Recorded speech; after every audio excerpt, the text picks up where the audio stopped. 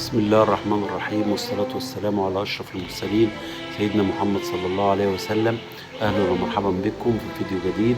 النهاردة بإذن الله هنقول لكم على قائمة النادي الأهلي لمباراة المصري بكرة في الدوري، المباراة المهمة اللي تعتبر عنق الزجاجة وحجر الزاوية في بطولة الدوري إن شاء الله.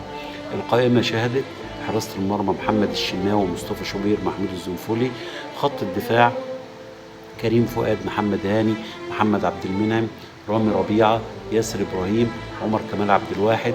خط الوسط مروان عطية حسين الشحات أكرم توفيق محمد مجدي قفشة إمام عاشور كريم ندفد أليو ديانج محمد عبد الله. خط الهجوم وسام أبو علي رضا سليم بيرسي محمود كهربا.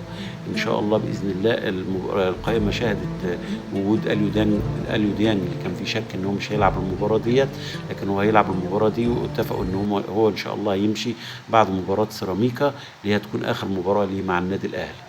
وإن شاء الله بإذن الله. وشاهد برضو عودة مروان عطية اللي هو كان يعتبر عريس لسه، ولكن المباراة اللي هو كولر حطه في القائمة إن شاء الله.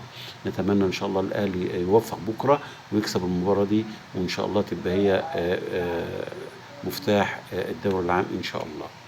شكرا والسلام عليكم ورحمة الله وبركاته.